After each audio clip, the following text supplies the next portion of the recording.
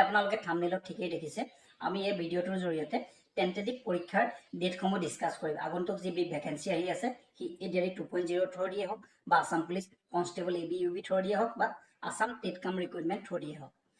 প্ৰথমে আমি মুখ্যমন্ত্ৰী হিমন্ত বিশ্ব শৰ্মা ডাঙৰীয়াৰ এটা ক্লিপ আপোনালোকলৈ আগবঢ়ালো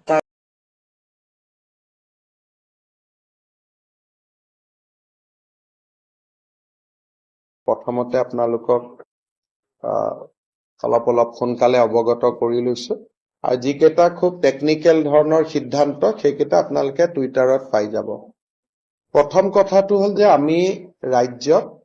পঞ্চায়ত নিৰ্বাচন নৱেম্বৰ মাহত পাতিবলৈ আমি সিদ্ধান্ত গ্ৰহণ কৰিছো আমাৰ পঞ্চায়ত নিৰ্বাচন হোৱাৰ প্ৰাক মুহূৰ্তত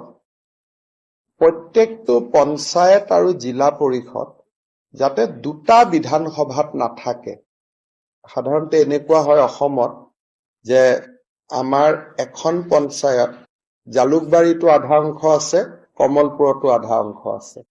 বিশেষকৈ ডেভেলপমেন্ট ব্লক বিলাক যে উন্নয়ন খণ্ড বিলাক দুটা সমষ্টিৰ কাভাৰ কৰি উন্নয়ন খণ্ড বিলাক আছে বিশেষকৈ বিধানসভাৰ সমষ্টিৰ পুনৰ নিৰ্ধাৰণৰ পিছত এই সমস্যাটো বেছি জটিল হৈ পৰিছে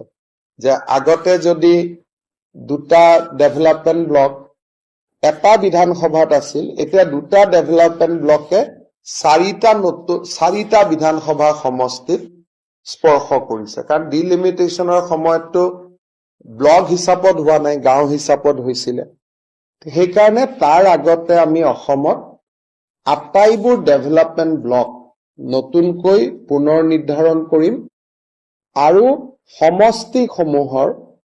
পঞ্চায়ত জিলা পৰিষদ আৰু আঞ্চলিক পঞ্চায়তসমূহৰ সীমাৰ পুনৰ নিৰ্ধাৰণ হ'ব আৰু এই পুনৰ নিৰ্ধাৰণৰ কাৰ্যসূচী আগষ্টৰ 30 তাৰিখে শেষ হ'ব 3 মাহ ক্লেইমছ অবজেকশন 3 মাহ থাকিব আৰু আগষ্টৰ শেষত শেষ হোৱাৰ লগে লগে সেপ্টেম্বৰ মাহত ভোটাৰ তালিকা আৰু অক্টোবৰৰ শেষ সপ্তাহত ইলেকশন নটিফিকেশন আৰু নৱেম্বৰৰ শেষ সপ্তাহ কৰবাত যদি ইলেকশন কমিশনে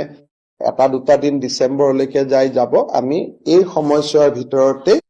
ৰাজ্যত পঞ্চায়ত নিৰ্বাচন অনুষ্ঠিত কৰাৰ বাবে আমি সিদ্ধান্ত গ্ৰহণ নিৰ্বাচন অনুষ্ঠিত হোৱাৰ এমাহৰ আগত নটিফিকেশন আহিব আৰু MCC লাগি যাব MCC লাগি যোৱাৰ লগে লগে কোনো ধৰণৰ এডভাৰটাইজমেন্ট নলয় বা কোনো ধৰণৰ পৰীক্ষা কণ্ডাক্ট নহয়